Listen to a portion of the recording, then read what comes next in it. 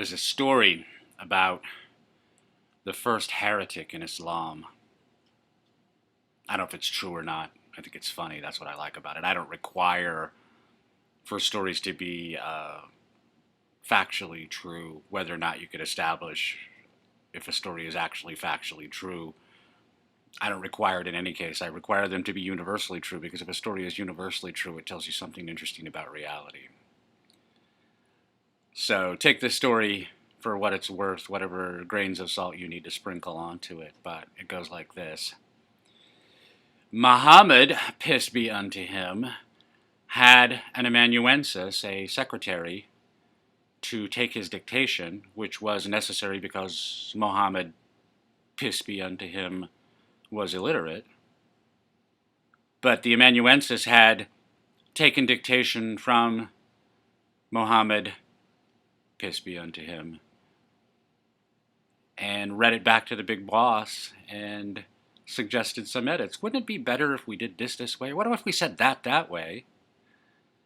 And Muhammad, peace be unto him, said, hey, those sound like some really good ideas. Why don't you go ahead and make those changes?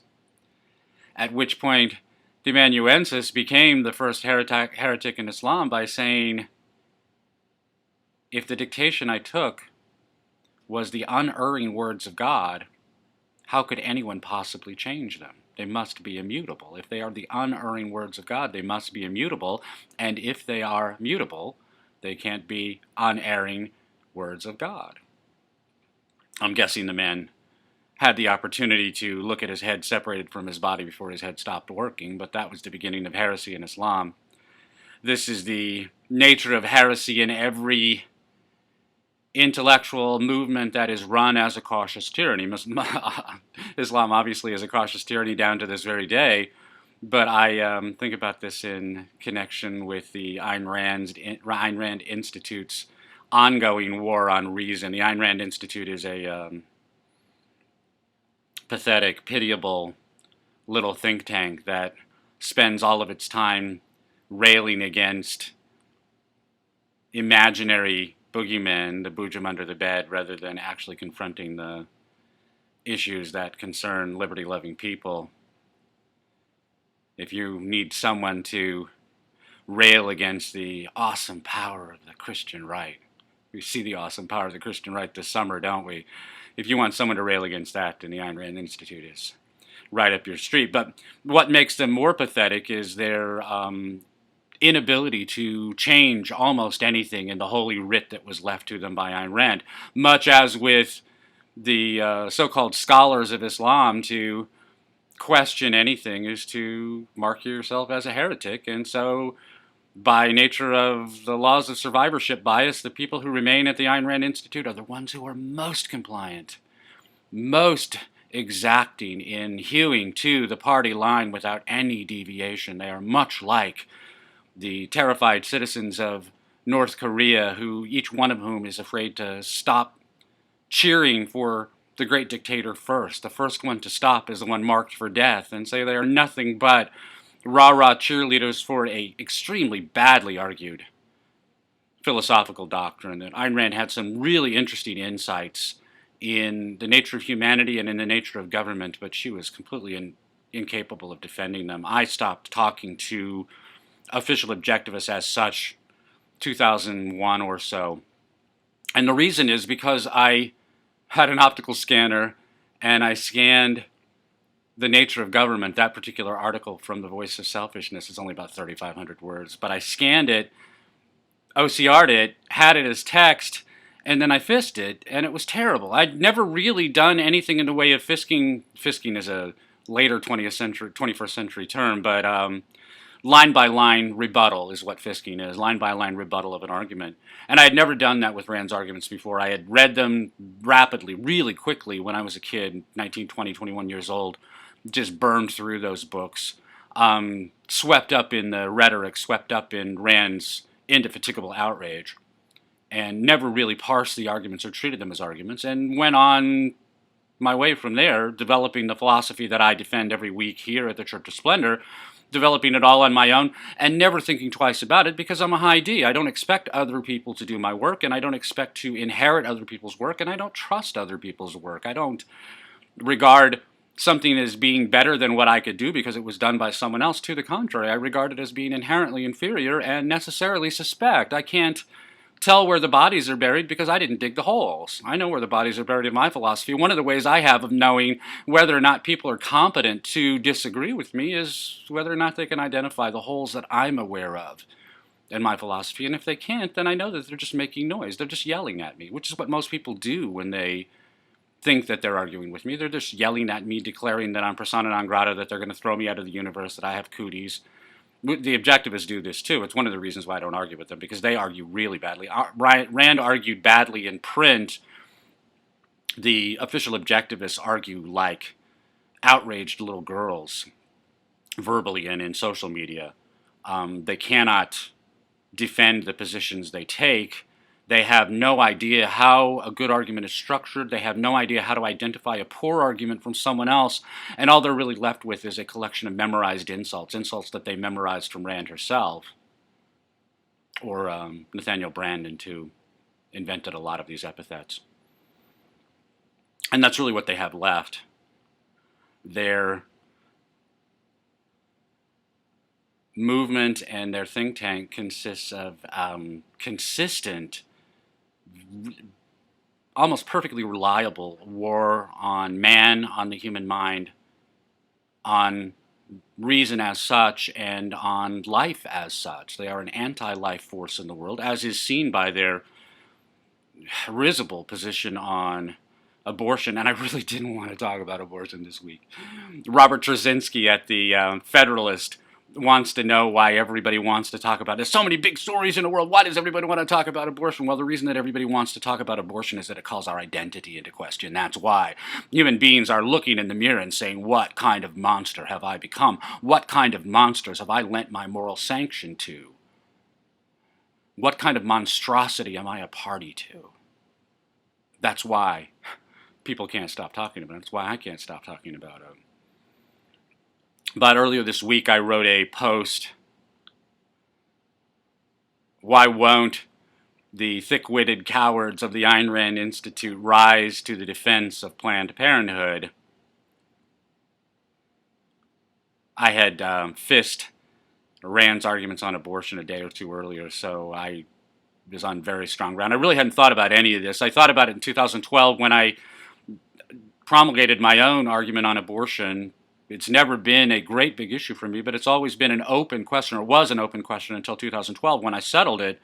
And I come back to it now and then, but there's no real urgency to it because nothing was changed. Well, now we're looking at maybe something is going to change, and so it's worthwhile to talk about it, and it's very worthwhile to call the Ayn Rand Institute to account for the position that they take on intrauterine infanticide, because it is ghoulish and monstrous and evil and wrong and contrary to objective fact in every possible way. It is an anti-objective position. It is anti-reality. It is anti-man, anti-mind, anti-life in the worst possible way. The worst possible way. That justice, we invoke the idea of justice and we uphold the idea of justice in order to protect the weakest and the smallest among us, to protect the women and children first. And the weakest and the smallest could not be any weaker or any smaller than a genetic Homo sapiens who is temporarily ensconced inside its mother's body. And to deny the existence, the actual existence of that organism, not, to deny its humanity, we can quibble about humanity. I'll do it all day because I don't think humanity starts until 4 or 5 years old. But the fact is, that is a genetic Homo sapiens. It is the uncontested offspring of its two parents, and what we are talking about is denying the existence of that existent, denying the reality of its organic life, denying the right of every organism to pursue its own values by its own means to the fullest extent of its capacity, and rationalizing the extermination of that life by means of a whole lot of completely specious hand-waving for the sake of a win, as an expediency. The expediency of the moment is what Rand calls it in Atlas Shrugged, the expediency of the microsecond.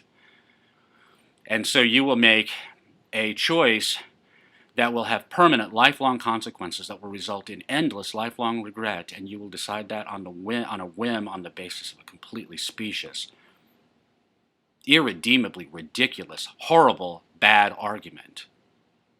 And here's the Ayn Rand Institute upholding that argument to this very day, except they won't uphold it courageously. They won't stand up and say, oh yes, we're in favor of this. We're all in favor of this.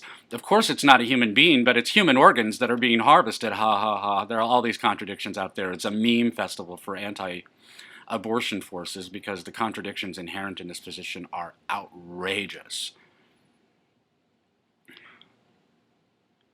When you come to a contradiction, check your premises. You'll find that one of them is wrong. That's Rand again. I'll give you another one. No one stays here by faking reality in any manner whatever. The objectivist position on abortion fakes reality. Fakes reality. And I know it, and I've proved it, and I rubbed their noses in it. Why won't the thick-witted cowards of the Ayn Rand Institute rise up to the defense of Planned Parenthood? Why won't they do it? It's because they're thick-witted cowards, that's why. Especially they're afraid to change the unerring word of God, the immutable word of God. The only changes they've made to Rand's doctrine have made it worse. The argument of the woman president was actually a pretty good argument. She didn't defend it all that well, but I could do a better job than she did. And the arguments about homosexuality, while arguably defective, I haven't looked at them in years. I don't know that I really even remember them. But Rand was more right about homosexuality and especially gay marriage than her minions have proved to be. These are the only two changes they've made. I promise you that if Ayn Rand knew that her name was being used in support of gay marriage, you could hook her coffin up to a turban and the lights in New York City would never go out. She would spin in her grave as a perpetual motion machine in response to that vicious, vile deviation from her holy doctrine. But in reality, it's her own damn fault for setting up this cautious tyranny in the first place, that she could have just as easily have set up a beautiful little miniature university where really bright, liberty-loving people could have come together to expand on her ideas, but she couldn't tolerate that. She couldn't stand that. To the extent that there were any original minds in her so-called collective, she purged them with dispatch. The survivors of this group exhibit survivorship bias, and what is the characteristic they exhibit most? They look like the refugees from a Nazi death camp. Look and act like it. Don't dare say anything that might be perceived as being doctrinaire for fear of being purged themselves, having their own little show trials and being kicked to the curb as social metaphysicians or whim worshippers or advocates of the primacy of consciousness, or all of the many meaningless insults that the Randians have come up with over the years to avoid learning how to defend their positions, learning how to argue against other positions, to avoid learning better. But in any case, I wrote this post, and it's really funny. You would think, wow, this is hugely asymmetrical, Greg. Why would you even bother with this? I mean, you're not even a gnat on their windshield. And that's reasonably true. I have almost no audience. There are a lot of people who know about me, but very few who pay attention to me on a daily basis. I have, 230, 430 followers on Twitter, almost none. I don't pursue popularity, and guess what? I don't have any. So what's the point of attacking them like this? Well, the point is driving them crazy. That's the point. The theme of this homily of the Church of Splendor is how to win everything by driving everyone else crazy. So what was the point of producing this post? Why won't the thick-witted cowards of the ARI defend Planned Parenthood? To elicit a response. That's the point. To elicit a response. What response do I want? I don't care. I don't care, because any response I get is a victory for me. I win either way. I talk about this all the time. I mention this at least all the time, and I don't know that anybody really understands it other than me. But whenever I do anything, I'm looking to set things up in such a way that however things work out, I'm happy with the outcome. I win either way. And so what are the outcomes from this post? What could happen? Number one, They could concede. They could say, hey, well, you know what, Greg? You're an obnoxious bastard. It's really a pain in the ass to talk to you. But nevertheless, you're dead money on this point. You are dead right. We've been wrong about abortion forever. And you have been right about abortion since you've been writing about it. And from now on, the official objectivist position is the one that you pioneered. That could happen. Do not hold your breath. The second outcome is that they could argue with me, and they will argue badly if they do this. They won't do this either. They won't concede, and they won't argue with me. But even if they did, they would argue badly because they don't know how to argue. They've never learned how to argue. They don't know how to identify the defects in someone else's argument. They don't know how to identify the defects in their own arguments. And in consequence, what they will do is quibble at the margins, quibble about trivia, and issue yet more memorized official objectivist insults. That's what they would do if they did argue with me. And there will be some of that, not necessarily directly from ARI, but from their apologists in other fora. They will have their little minions attack me in meaningless and inconsequential ways. The third possibility is that they will blank out. They will pretend that I didn't call them out in public, that I didn't challenge them as thick-witted cowards, that I didn't point out that I know where all of the bodies are buried in their ridiculous doctrine. They will blank out. They will pretend it didn't happen. They will act as if nothing happened. And they will seem to go on with their everyday business. Ho, I'm not paying any attention. It doesn't mean anything to me. This is already too late. I know. I mean, I've been in their head forever. I've been in their head since the late 90s when I ran into them for the first time. I didn't know anything at all about them until 1995 or so. And the next 5 or 6 years I spent knocking up against them, and then I left them behind. I don't really care about them. I don't think about them. I hadn't thought about them in years until this came up. They think about me all the time, and they have to. Because the questions I raise make them crazy. I raise questions that they can't answer with their doctrine. And they can't answer the questions, and they can't learn better. They have forbidden themselves to learn better, and so what they end up with is, guess what? Cognitive dissonance. And this is what's already going on in Irvine and Laguna Niguel, California. The big bosses of the Ayn Rand Institute, these pathetic, failed intellectuals, read that post when I put it up 2 days ago and immediately started steaming and God damn it, did wrong here. See that? He's wrong there. He's quibbling at the margins in order to argue that I'm wrong because I'm wrong about trivia, or that they say I'm wrong about trivia. I'm not wrong about anything. They say I'm wrong about trivia. That's where it started, and really that's where it ended, because they can't say anything in public. If they say anything at all in public, they're basically two things. They're admitting that they have a weakness and they know it, and two, they're elevating me to their level. That as soon as they take me on directly, they're saying, this is a worthy adversary. This is someone that we have to take on directly. And they can't do that, because as soon as they do that, they admit that they're not at the pinnacle. They're not the top, the be-all, the end-all. They're not the immutable word of God, that they are just another argument in the intellectual marketplace, and not a very good one.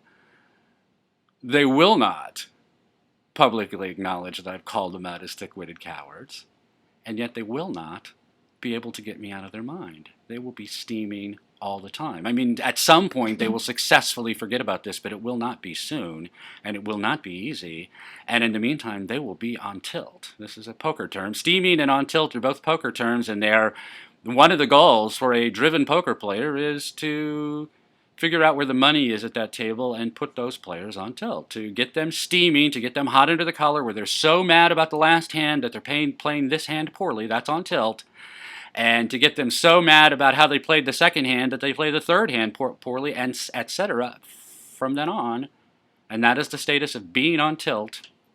If you're on tilt over the same issue all day, every day, day after day after day after day, you are going through outrage. I don't know what else to call it. Outrage.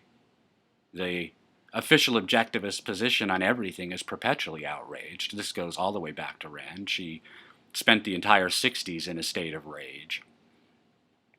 But that kind of outrage, on tilt, steaming outrage at a particular person is perilous, is dangerous. Robert Heinlein said, "Bugs bite me and die." I think he probably gave this to Lazarus Long. I don't remember which of his characters said this. Bugs bite me and die. I love it. I love it. I love it. I love that expression since the first time I read it because I totally get it. It's not literally true. Obviously, it's not literally true, but it's a way of expressing your frame, my frame in any case. It's a way of expressing frame that manifests itself in everything that I do, every movement that I make, every step that I take, every thought that I think, every facial expression, every little bounce of my eyelids. All of those things express my frame, and that frame is bugs bite me and die. You play with me, you're going to get burned. You're going to get badly hurt. And I project that all the time, and in consequence, I almost never get any trouble from anyone. Not in real life. I never get any trouble from anyone in real life. No one screws with me. But even in the virtual world online, people steer clear of me because I can communicate my frame very effectively in everything that I do, and people leave me alone, as they should. They should leave me alone because bugs bite me and die. And this is not hyperbole on my part. This poor Ebony is puking. This is one of the wonderful benefits of having pets and children is random biological specimens you find all over the place. I'll have to clean that up when I'm done. This is the curse of having pets. I love this cat. She's a wonderful cat, but she's disgusting. There are health consequences that I have discerned over the years to having this kind of state of mind. I don't live this way. I don't ever feel this way. I'm never in that steaming on tilt state. I'm never outraged. To the contrary, I live the life of Loki. I'm typically delighted. I live a life of exuberance and indomitability. I'm always having fun. I'm always having a really good time. And in the past, when I was younger, I didn't rebel against people steaming against me. I didn't hate it. I didn't try to stop them from doing it. I didn't necessarily indulge it, but I did engage it, and I acknowledge that I engaged it in ways that made it worse. It wasn't me making it worse. It was the person volunteering to go into that on-tilt state, go into it and stay there. They volunteered for that, but I participated in the process.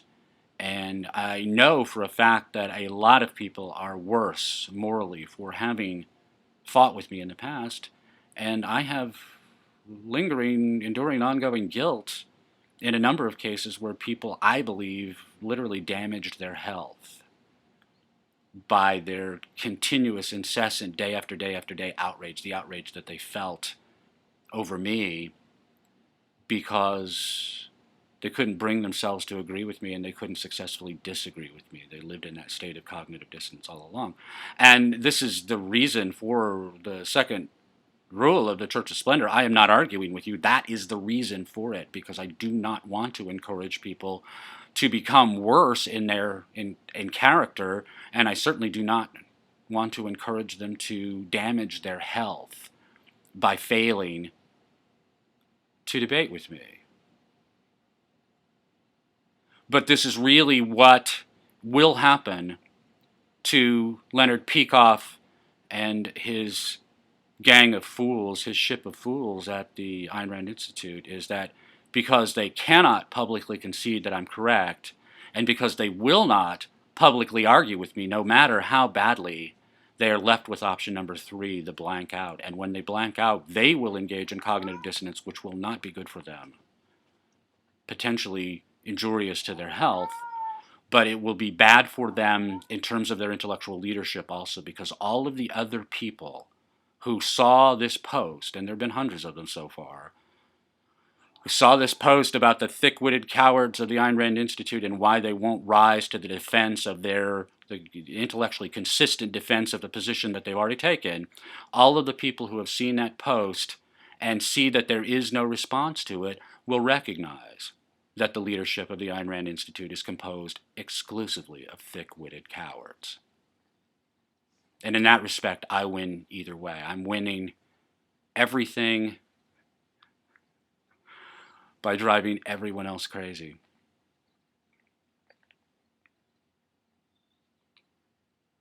In Real life, I might be more compassionate. But given the damage that Ayn Rand and her followers have inflicted upon the world by this position on intrauterine infanticide, especially the damage that they inflicted upon their own followers, destroyed thousands of families before they ever got started by making a sacrament of abortion.